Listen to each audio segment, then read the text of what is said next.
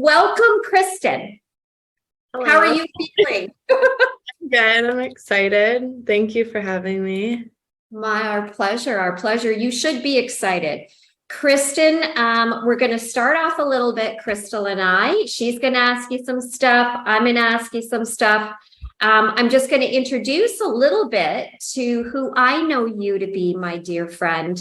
She is 2 years in the business, just a little over 2 years now, right? Yeah, like 2 years and 2 months. Got it right. Got it right. And she came from a real estate family. So she kind of grew up always watching parents do real estate and so forth. So I guess, Christen, where I would love you to start off with everybody is to kind of tell them why you decided to enter the real estate field and what your expectations were of how your business was going to be when you started. So I'm saying this because I interviewed Christen along with the owner of Agent Locator, Addo, at our Apex event. Mm-hmm. And what Christen expected, as we all do, wasn't quite what her reality ended up being when she first started in real estate. So why don't you kind of update everybody? Yeah. Okay. So like you said, I come from a family of realtors. Like literally everyone that I'm related to is in real estate in one way or another. So I've been around it honestly since I was like 8 or 9, and I worked front desk for my parents' team growing up in high school and university. And I remember being honest, I was like, I don't want to be a real estate agent at all. Like people are, but change of events happened and I got my license, and I actually love it. I'm very happy with the way things are going, but for my expectations, you watch TV, you watch your parents who've been in it for years. And I'm sure everybody has seen Selling Sunset, but here I am, it's COVID, I'm watching the show and I'm like, oh my God, that looks so fun. Like they never expressed it to be that fun before, and glamorous. Yeah. So I got my license and quickly learned that was not at all how it goes. So yeah, I didn't think it was going to be that difficult, I guess, but you do have to work. It's true. And the one thing that you mentioned at our realtor day that we had was, we all step into this business thinking what all our friends and family are going to use us. Like now that I'm a realtor, so-and-so buys houses all the time and Uncle so-and-so. What ended up being your reality? Yeah. So I have a big family. So my dad's side, like it's quite big. And, I was just expecting, I was like, cause I'm very like, I like to support family members if they have business and whatnot, or friends. And I was just expecting like, okay, cool. Like these people, like, why wouldn't they want to work with me? Like, I'm fun. I quickly learned that was not the case. They were like, yeah, no, we're going to go with this person, who we've used before and instead of you. It's like, right. Thank you. And you know what, that happens. I mean, we can all agree. If anybody wants to step in the chat section, it's happened to all of us. I mean, you think people will use you and then they don't use you because you're too close, or you're not experienced enough or whatever the reason. So you ended up, you became a realtor and you started working on your parents' team because they have a team. So right from the get-go, Christen, you did start doing the agent locator leads, right? Yeah, I've had it since day one. Right, rates from the get-go. And what our parents did do, full disclosure, was I had already started and opened up my coaching business on the side of my real estate. So we did spend some time together kind of getting you through the ins and outs of agent locator. But what did you find your mindset to be at that time in your career and your experience with trying to convert these leads? It was a learning curve. I think when you first start out, you're very excited and I guess a little naive. You think everyone's gonna be so excited to pick up the phone and talk to you. Um, so yeah, like that was my mindset going into it, and I had to adjust to think like, okay, not everyone in this system is going to be receptive to everything I put out there, and just understanding like that's okay. Everyone has their own timeline, and not coming across with like commission breath. That was a big thing in the beginning to realize. In your first year, because she used to come in and she used to always come into my office and go, "Oh, Tara, like, da, da, da, da, da." You weren't really finding a lot of success. You were definitely trying to work them. I know you were because I saw you, but there was something missing. Would you agree? In you and maybe your mindset in regards to the leads, because I want to tell everybody what I saw in Christen her first year and what I've seen in Christen her second year. And just so you know, in her first year, she still did incredibly well. Christen did sell houses. But when it came to the leads, Christen did a complete overall self-check of herself. So why don't you kind of explain how that came to fruition and what you did internally? Yeah, so like I said, mindset I think plays a huge role when you're looking at your leads. And just coming, like, you got to understand that you're there to help them. You're not there to sell them anything. And I find just picking up the phone and calling them and saying like, how can I help you? Like, not every situation for real estate is the same. Like, people could be going through divorce, it could be an estate sale. So you don't always want to be like this, like, super cheery person on the phone and like, try and sell them something and be pushy. You kind of just need to be like, hey, like, I'm here if you need anything. Like, all I'm here is to help you, and whatever that case may be, to talk to you on the phone about your situation. You may already have a realtor, but also, if you're just emotionally, sometimes people like will spill a lot on the phone. Yeah. So yeah, I think my mindset just switched to being like, okay, you need to come from a place of contribution and how can I help these people? Right. And just understanding like their time, they don't owe you anything. Yes, they've registered on your website, but their time is their time, and they'll move when they're ready to move and not when you need them to move. Yeah. Right. And we talk about that a lot, don't you, Crystal, about how absolutely. Sometimes I think, no, not sometimes, that's a lie. All the time, I feel like that it's really easy for agents to expect success or whatever. I don't even like using the word success, deals to happen right away because they need them to happen right away. And that's where the mindset gets. Yeah. A lot of people look for that instant gratification.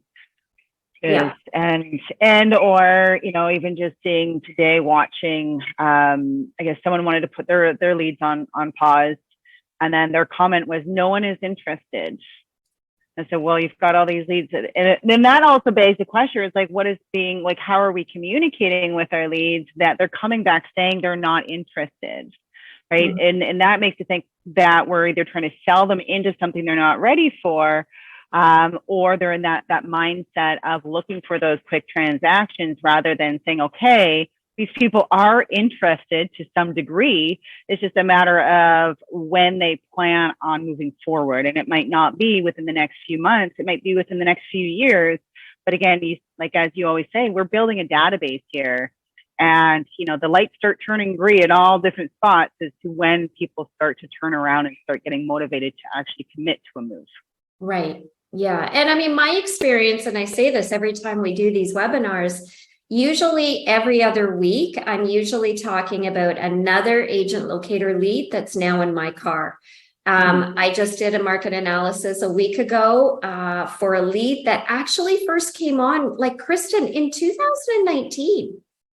So, was she interested then, if we're going to use that word? I mean, clearly no.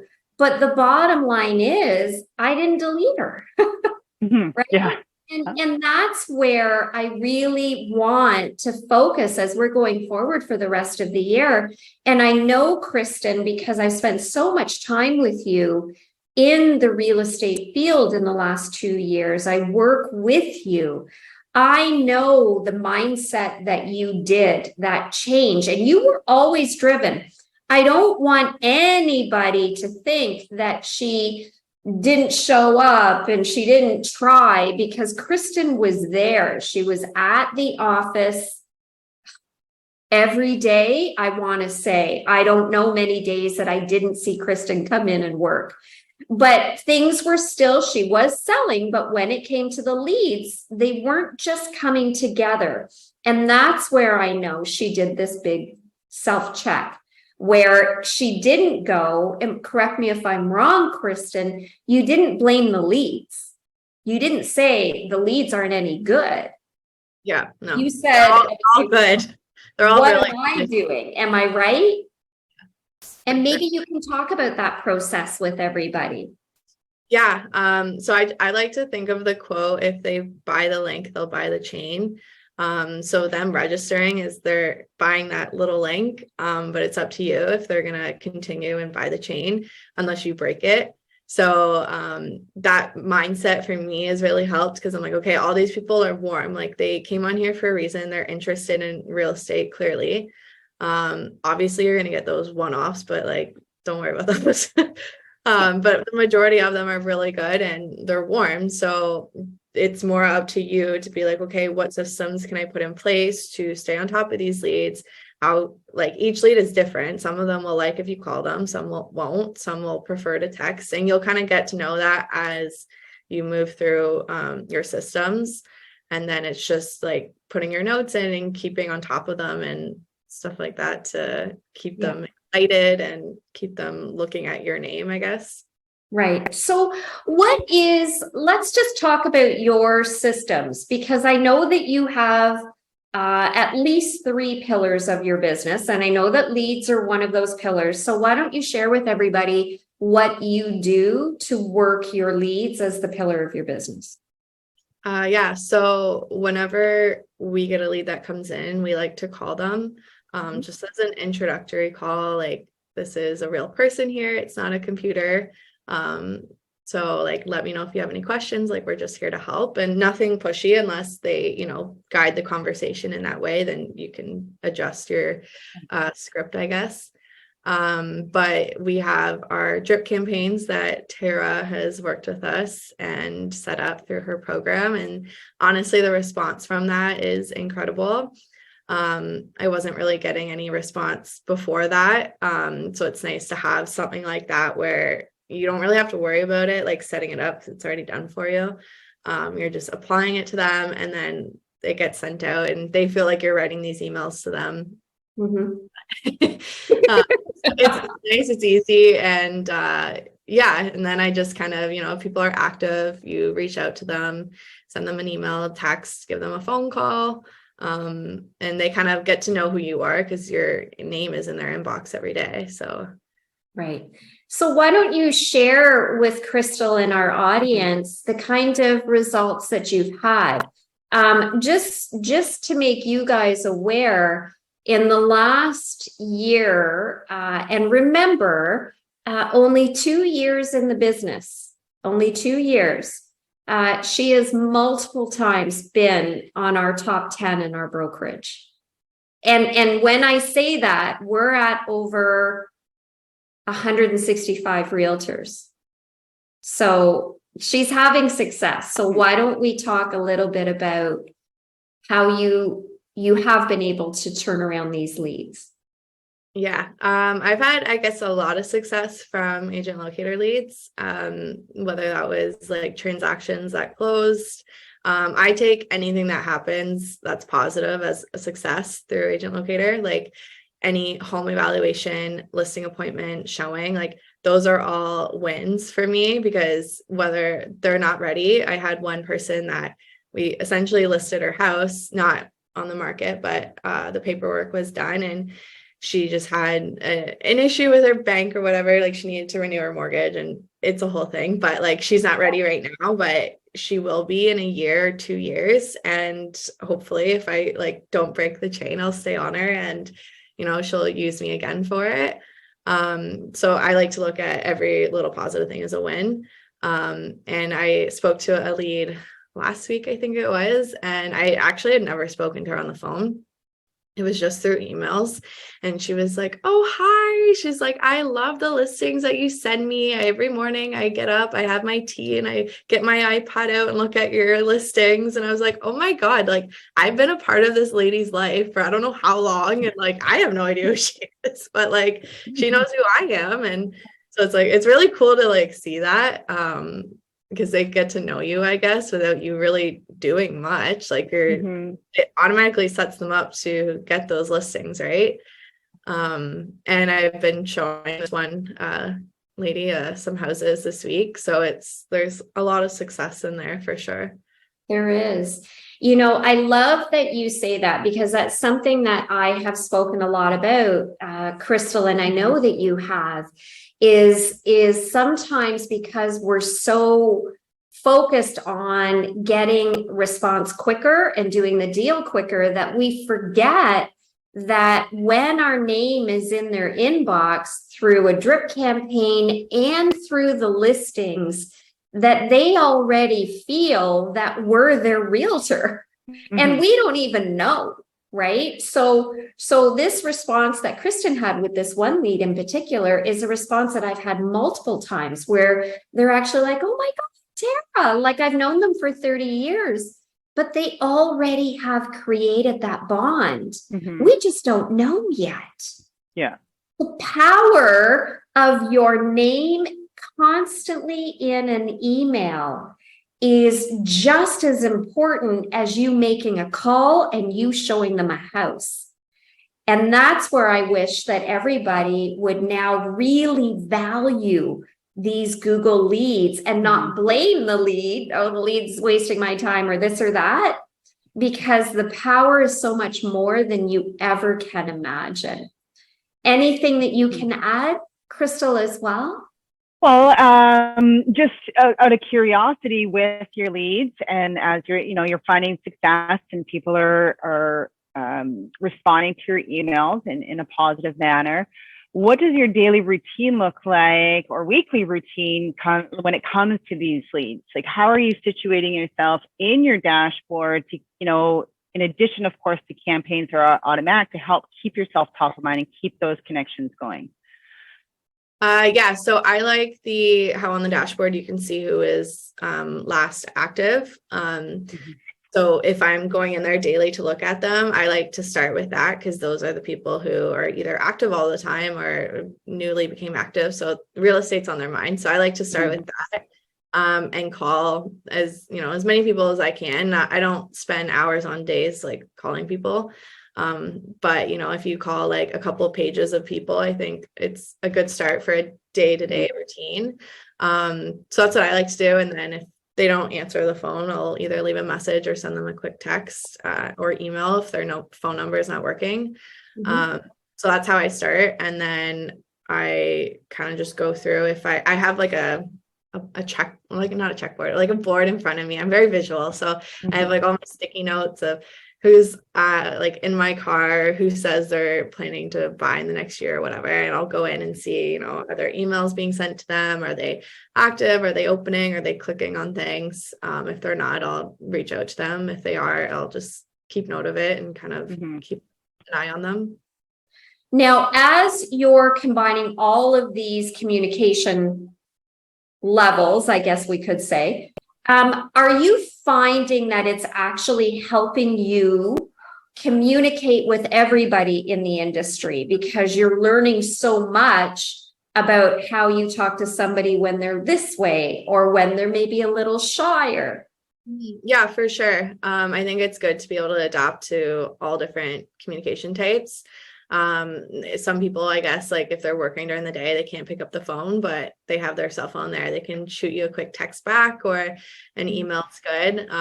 Or if they're, like an older person who doesn't have a cell phone, but they have a home phone and like they prefer to call, like you got to look at who it is based on like their generation and when they're born. And you can kind of gauge whether, which way to go. But it's pretty easy to tell. And I think if you just like get rid of the fear from either sending emails or texts or calling, like just do it.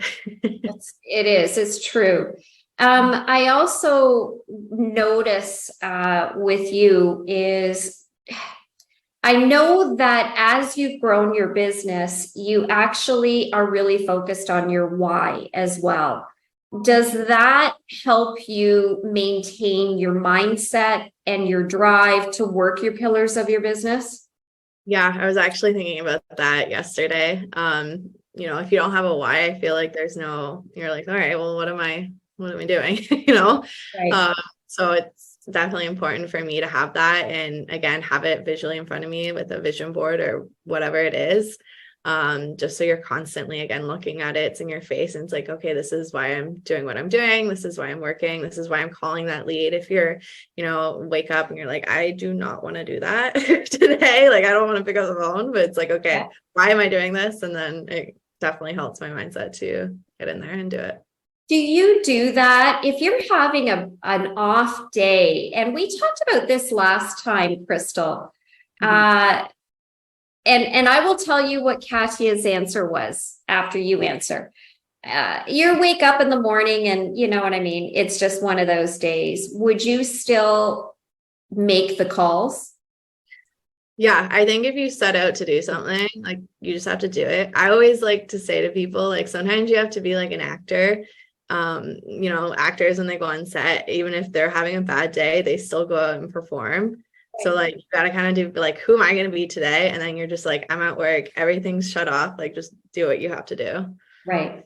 And that's exactly what our other two, Priscilla and Katya said. They were like, no, if I am so driven, if I'm supposed to make 10 calls, I make the 10 calls. And I think that that's a really thing to commend you with, because a lot of people would say, I'm going to come across sounding exactly how I feel. So to be able to do that, bravo. Like everyone's human. I wouldn't say that every time I'm feeling, down or whatever, that I would still call. And I think that's important, just to give yourself grace and be like, okay, if I don't want to make a call today for whatever reason, the awesome thing about Agent Locator is you can sit in front of your TV if you feel like just watching TV all day, and you can send blast emails out to people. You can send them text messages, and like that's better than doing nothing. So absolutely. You can't get in that mindset, like you can still do it without having to pick up the phone and talk to them. Yeah. Now, Christen, you decided, I'm trying to think when this was, and I'm going to say it was in the spring, to start incorporating some Zoom Q&As with your leads. You opened it up. I think it was the mortgage one, right? Yes. Okay. So tell us a little bit about why you decided to kind of go that route to add another touch to your leads, and maybe just explain to everybody kind of how you set it up. So we just did, like, our team decided to do a first-time home buyers event. And we set it up on Eventbrite, and created a Zoom link. We got with someone, a preferred vendor, and we just started blasting it through Agent Locator, with the mass email. And we had, like, I don't even know how many people from Agent Locator signed up for it. Like, I was like pleasantly surprised, because sometimes people they won't sign up, but yeah, you never know. And I was like, this is one of our first times trying it out. And we were like, wow, like the response from this was so amazing. Like, we definitely have to keep doing this. Yeah. And for us, like, looking at it, these people, they see your name, if they pick up the phone, they talk to you, but there's nothing like that face-to-face communication, or, for them to see your face, I guess, I can't see them, but it's nice for them to kind of understand, like, who you are, get to feel like your personality, to see, like, would this person be a good fit for me, and just educate them, again, like, we're here to help them through anything. So if we're providing educational things for them, sending them home buyer guides, updating them on the market, like, those are all purposeful things that you can do for these people, and I think they appreciate it. And so did you find, I thought it was interesting that you started with the first time buyers kind of thing. Did you find that there was, I know you had great success at it. There was definitely a demand for people to get to know, get more information, right? Yeah, I think like a lot of people out there haven't bought a home yet, or if they have, it was years ago and they're redoing it all over again. And they kind of just need that support, whether, they could know like how to like the process of it. But if you haven't done it in 10 years, 15, 20, you're not doing it every day like we are. So, there's a lot of people forget. So I think people like appreciated that. So they can go on there kind of anonymously, not for us, but we know, and just like learn about it, right? Right. Christen, going forward, why don't you share what some of your goals are with the agent locator leads? What else are you kind of focusing on?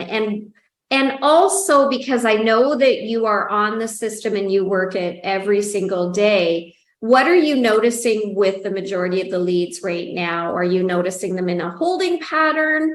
Are they kind of wanting to get in the car quicker?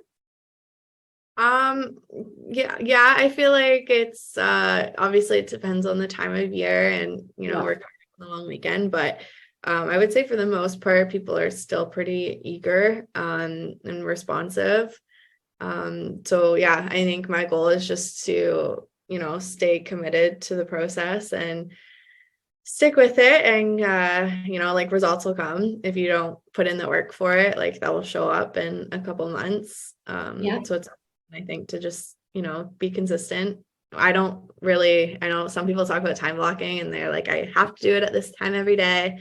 I'm not really like that. I'm kind of like, okay, if like I can't do it in the morning because of whatever, like I will do it. It just depends on the time of day. Right. Do it, I think it's okay. Do you feel like going forward that, having the Google pay-per-click leads is definitely something that is needed in your real estate business? And can you maybe share with everybody why you feel that way? Yeah, so I guess when you pick your pillars, I have like repeats and referrals that I was pretty strong with last year. Yes. But you have to look at your individual goals and do you want to like move forward? Do you want to go up higher? And you can't really rely on referrals and stuff like that because you never know when that's going to happen. So I love that this is just something that you can consistently do and the business will just consistently come if you stay consistent. And again, like if you're doing well with referrals and repeat business, but you want to move up a level, integrating like online leads is great to help get those people that you never knew before to, increase your repeat and referral section down the road. And it gives you that back end CRM to use too, right? So, I like how Crystal at the start said, you're building your database. These are people that, yes, some may get in the car with you right away, but to say that it is so rewarding to have a lead even 6 years later finally say to you, hey, I'm ready. Like, I can't explain how wonderful that feeling is, because I always look at it from that point of view as going, I never gave up on Sue. I never did. I didn't delete her. And that is a reward in itself. So this back end CRM does also, Christen, as you know, and I'm sure you do this, allow you to add other people that you meet. Maybe you do an open house. You've got your drip campaigns already built in there. Do you consistently feed that database with other leads? Yeah, I would say all of my clients or people that I meet go in there. It's so good because you can just set them up on like specific criteria to be sent out like daily or however many times they want per week. And again, you don't have to worry about missing something because it's just going to send it to them. So I put everyone in there. Good. I mean, and I really, as you know, Crystal, I really recommend that. I look at it like a big filing system, and it doesn't matter if I do an open house. It doesn't matter if it's the guy at the gas station that I've now found out wants to possibly buy in the future. The back end CRM is we can send listings, we can put them on the drip. Why would I use anything else? Yeah. In our Pathfinder course, and Christen and Josh, I think Austin's on here too, they've all done it. We talk about that funnel, and we have to feed the funnel with business, and business can't always come just from referrals. Right? So when we've got this big funnel, what Christen has shown in her 2 years of being in business is she's working all the pillars to bring the business into the funnel. And what comes out at the end? They're now getting in the car. Now they're deals. Now they're showings, right? Yeah. I was just gonna say, I find like agent locator is that one pillar that you can do from anywhere. I like to travel, so I can do agent locator from Mexico or from Florida. Like, you can take 10 minutes in the morning to shoot some emails out or give some calls. But if you're someone who likes to travel or go to your cottage, like, you can't door knock and do open houses while you're on vacation. But like agent locator, and you can literally, I've been in Europe and I've been calling people, talking to them at midnight because they're 6 hours behind me. So like, it's awesome because you can, do That's everything. really good. And it's good. Yeah. And because you're using the Twilio, because a lot of people, when they're on holiday, you can't use your cell phone, because then you're going to experience some substantial long distance calls, and a big bill. But at least with Twilio, it's all through the internet, right? So it's the same number. It doesn't matter where you are in the world. You're not going to incur any additional costs. It still allows you to, do a little bit, right? It's like, I'm going to, like you said, I'm going to wake up in the morning, have a coffee, shoot off some emails, do this, do that, and then carry on with my day. And now you guys also have the app for the CRM system as well. So if you are out venturing, and then you get a little ping, like someone shoot you a message, you can still be responsive, even though you're not physically in Canada or at your desk or wherever you may be. Well, I think that's a great wrap. I don't know about you, Crystal. We can't get any better than this. Motivate daily.